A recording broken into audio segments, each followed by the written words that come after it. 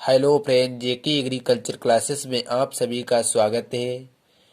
आज आप सभी को एग्रोनॉमी यानी कि कृषि सस्य विज्ञान का ओल्ड क्वेश्चन पेपर 2020 को सॉल्व करते हैं। चलिए ना देरी करते हुए क्वेश्चन की तरफ। यह बहुविकल्पीय प्रश्न है। इसमें प्रश्न नंबर 1 का पहला, सिट्रलस लेंटस वैज्ञानिक नाम किसका है? इसका सही आंसर तरबूज है। सिट्रस लेंटस तरबूज का वैज्ञानिक नाम है। भारतीय सब्जी अनुसंधान संस्थान कहाँ है? दूसरा का करेक्ट आंसर सा उत्तर प्रदेश। क्वेश्चन नंबर 3, 7 से अधिक पीएच मान वाली भूमि कहलाती है। 7 से अधिक पीएच मान वाली भूमि कहलाती है क्षारीय मृदा। इसका द आंसर सही है। अल्फांसो, क्वेश्चन नंबर 4, अल्फांसो प्रजाति है। अल्फांसो एक, इसका सही आंसर सा आम। अल्फांसो एक आम की प्रचलित प्रजाति है।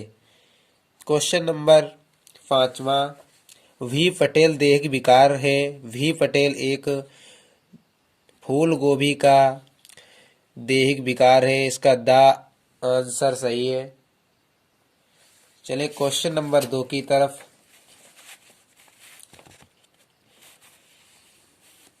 निश्चित उत्तरीय प्रश्न, कॉलर रॉट क्या है? कॉलर रॉट क्या है? इस पर यह 1 नंबर का क्वेश्चन है।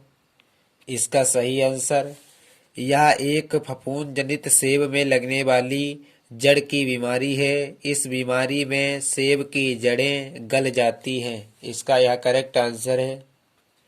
प्रश्न नंबर 3, अमरूद किस मौसम में सर्वाधिक उपज देता है? इसका सही आंसर, जाड़ों में, यानी कि नवंबर और जनवरी में फल सर्वाधिक देता है।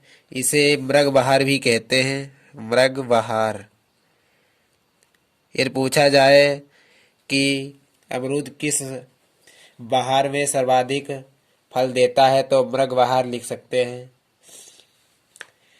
प्रश्न नंबर 4, केला की सामान्य दूरी कितनी है? केला की सामान्य दूरी 2 × 2 मीटर है। प्रश्न नंबर 5, कॉल फसलें क्या हैं? इसका सही आंसर, गोभी वर्ग की सभी फसलें कॉल फसलें कहलाती हैं। जितनी गोभी वर्ग या फूल गोभी वर्ग की जितनी फसलें हैं उन्हें कॉल क्रॉप्स भी कहते हैं। जैसे गांठ गोभी, बंद गोभी, चीनी गोभी, फूल गोभी इत्यादि, ये सभी कॉल फसलें हैं। प्रश्न नंबर 6, लीची की व्यावसायिक प्रसारण विधि का नाम लिखिए। इसका आंसर गूटी विधि।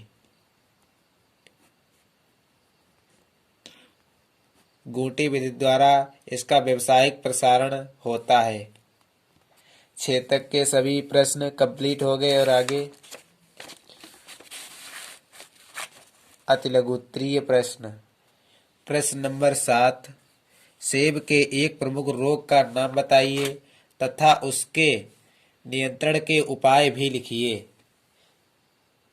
सेब का रोग तथा उसका नियंत्रण। सेब का मुख्य रोग जड़ सड़न या कॉलर रॉट रोग है। इसके बारे में, इसे कॉलर रॉट कहते हैं। इसमें जड़ सड़कर कमजोर पड़ जाती हैं और नष्ट होने लगती हैं। इस रोग के नियंत्रण के लिए सेब की जड़ पर मिट्टी चढ़ा देना चाहिए। इसके रासायनिक नियंत्रण के लिए ब्रेसिकॉल 75% दवा का प्रयोग करना चाहिए। प्रश्न नंबर 8, लेग्यूमिनस फसलें क्या हैं? दाल कुल या मटर कुल की सभी फसलें लेग्यूमिनेसी कुल की फसलें कहलाती हैं। इस प्रकार लिख सकते हैं, मटर कुल की सभी फसलें लेग्युमिनस फसल कहलाती हैं। प्रश्न नंबर 9, क्षारीय भूमि सुधार हेतु 2 भूमि सुधारकों के नाम लिखिए। क्षारीय भूमि सुधार करने के लिए जिप्सम और पायराइड का प्रयोग कर सकते हैं।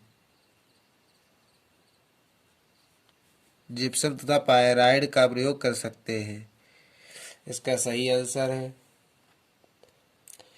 प्रश्न नंबर 10, सिंचाई की रिंग विधि को चित्र द्वारा दर्शाइए।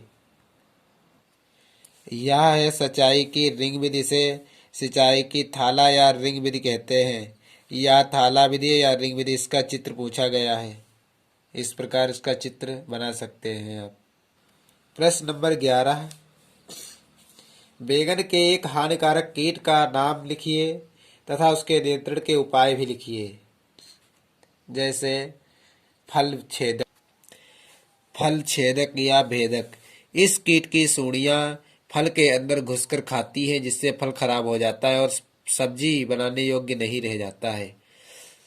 इसके नियंत्रण के लिए सुमिसडीन 100 लीटर पानी का घोल बनाकर प्रयोग करना चाहिए।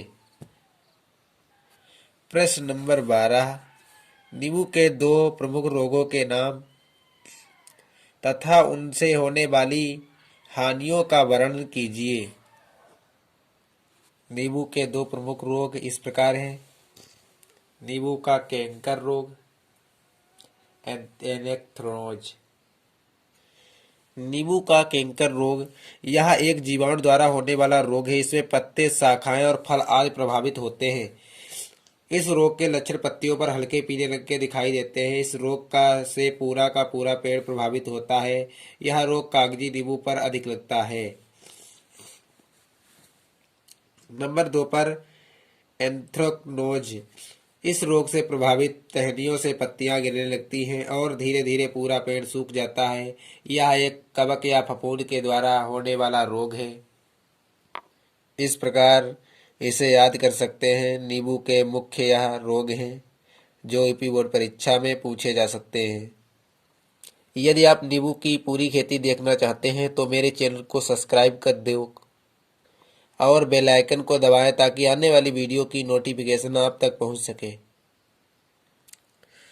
प्रश्न नंबर 13, टमाटर के अर्ध गलन या डंपिंग ऑफ रोग के लक्षण और इसके नियंत्रण के उपाय लिखिए।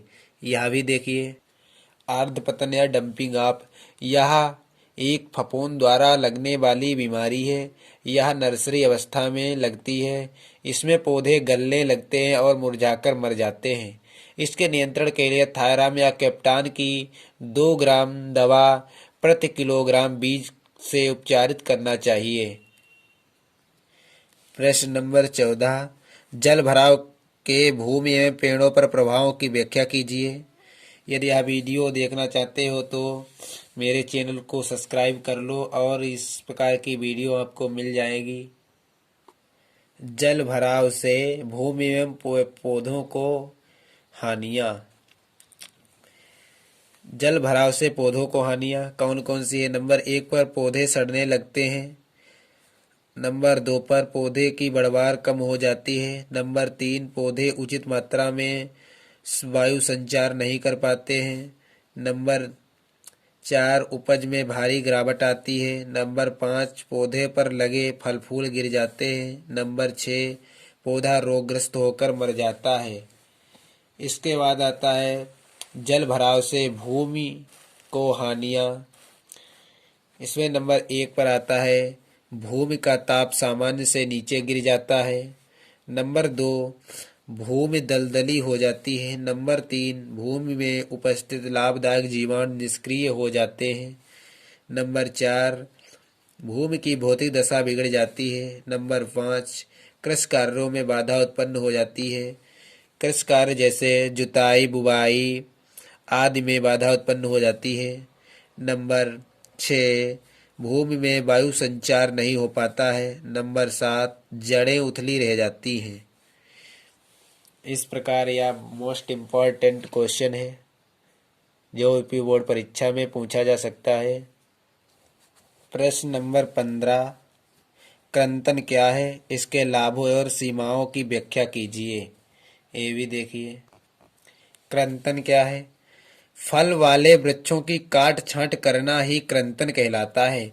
कृंतन करने से नए कल्ले निकलते हैं जिससे किसी प्रकार का रोग नहीं होता, जिससे प्रति पेड़ बहुत फल उत्पादित करता है। इससे पेड़ सुंदर व आकर्षक बन जाता है। हवा तथा आंधी तूफान द्वारा पेड़ गिरता नहीं है। कृंतन के लाभ।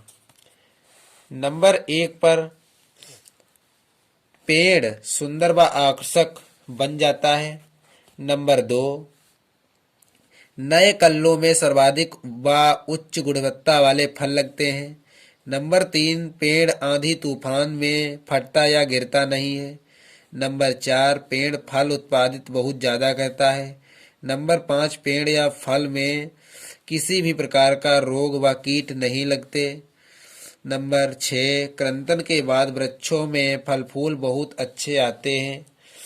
और इसकी सीमाएं कौन कौन सी हैं। नंबर 1, कृंतन करते समय फल नहीं लगे होने चाहिए। नंबर 2, कृंतन उन्हीं वृक्षों का करना चाहिए जिसमें रोग व कीट लगे हों। नंबर 3, ज़्यादा वर्षों का वृक्ष को हो जाने पर उसका कृंतन करते रहना चाहिए। इसकी ये सीमाएं हैं।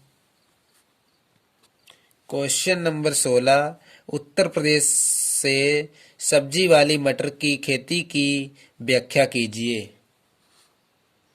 किसी खेती का नोट्स इस प्रकार तैयार करते हैं।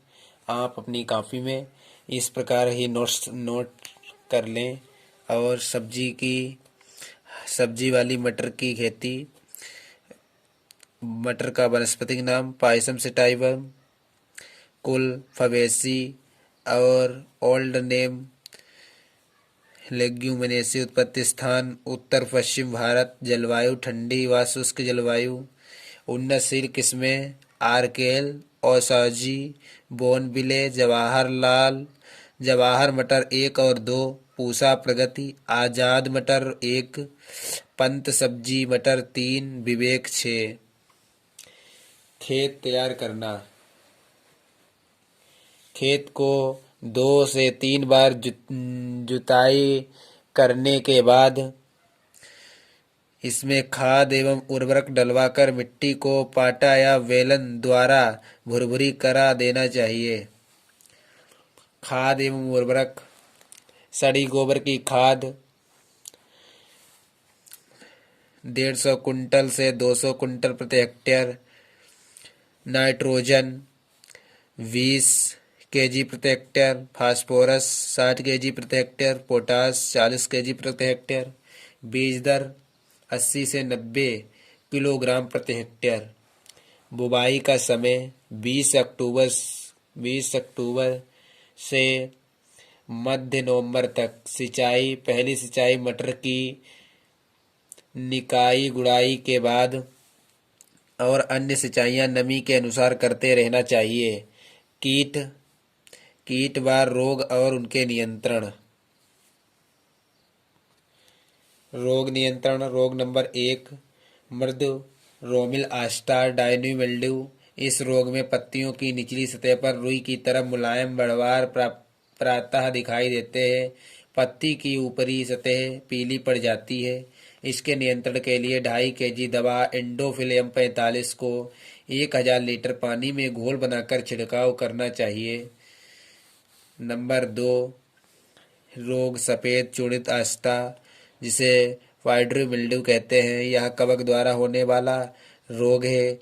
इसके लक्षण पत्तियों के ऊपरी सफ़ेद धूल की तरह दिखाई पड़ते हैं जिससे पत्तियां सूखकर गिर जाती हैं। इसके नियंत्रण के लिए सल्फेक्स की 3 केजी मात्रा 1000 लीटर पानी में घोल बनाकर प्रयोग करना चाहिए। कीट नियंत्रण। कीट नंबर 1, फली छेदक। इस कीट की सूंडियां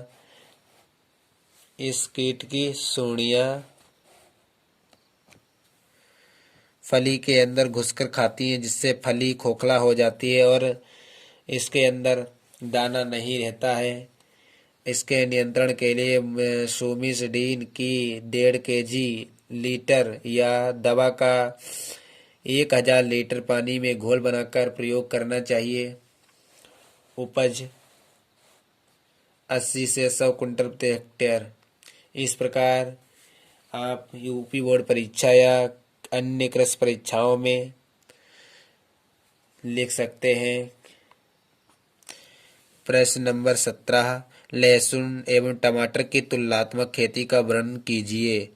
निम्न शीर्षकों के अंतर्गत यहाँ तुलनात्मक की बात की है। इस प्रकार की तुलना करके ही इन ऑप्शनों को भरिए। इस प्रकार देखिए, इस प्रकार आप तुलनात्मक खेती लिख सकते हैं। यहाँ तुलना हो रही है क्योंकि यह बीच में धारी खींची है। जैसे अंतर ज्ञात किए जाते हैं उसी प्रकार इसकी भी तुलना हो रही है अंतर की तरह। जैसे यहाँ लहसुन और टमाटर की खेती का तुलनात्मक वर्णन कीजिए। लहसुन और इधर टमाटर लिख देते हैं। इस प्रकार तुलनात्मक खेती का वर्णन करना होता है। और 3 ऑप्शन दिए होते हैं। उन्नतशील प्रजातियाँ, उर्वरकों, प्रति हेक्टेयर मात्रा और प्रति हेक्टेयर उत्पादन। जैसे यहाँ उन्नतशील प्रजातियाँ तो लहसुन की प्रजातियाँ हैं फवारी, रजाली, गद्दी, G323, तहीती, G1 और 4, सोलन, टाइप 56 आदि इसकी प्रजातियाँ हैं। और टमाटर की प्रजातियाँ पूसा, रूबी, रोमा, अंगूर, लता, रूपाली, वैशाली, अजंता, पूसा, शीतल, पंत बहार, नवीन, शंकर आदि इसकी प्रजातियां हैं टमाटर की। उर्वरकों की प्रति हेक्टेयर मात्रा, सड़ी गोबर की खाद। लहसुन में सड़ी गोबर की खाद कितनी डालनी चाहिए? 2 से 250 कुंटल प्रति हेक्टेयर। 1 हेक्टेयर में 2 से 250 कुंटल डालना चाहिए। नाइट्रोजन 1 हेक्टेयर में 100 किलोग्राम डालना चाहिए और फास्फोरस 60, पोटास 100 किलोग्राम डालना चाहिए। इधर टमाटर में उर्वरकों की प्रति हेक्टेयर मात्रा, सड़ी गोबर की खाद 200 से 250 कुंटल प्रति हेक्टेयर, नाइट्रोजन 100 किलोग्राम प्रति हेक्टेयर, फास्फोरस 60 किलोग्राम प्रति हेक्टेयर और पोटास 60 किलोग्राम प्रति हेक्टेयर। अब प्रति हेक्टेयर उत्पादन कितना है? तीसरा ऑप्शन, प्रति हेक्टेयर उत्पादन लहसुन का 80 से 100 कुंटल प्रति हेक्टेयर है। और टमाटर का प्रति हेक्टेयर उत्पादन कितना है? देसी किस्मों द्वारा उत्पादन 250 से 300 कुंटल प्रति हेक्टेयर और संकर किस्में जो हाइब्रिड होती हैं उनका उत्पादन 500 से 600 कुंटल प्रति हेक्टेयर है। यदि आप इसी प्रकार की खेती देखना चाहते हैं तो मेरे चैनल को सब्सक्राइब कर दीजिए। Thank you.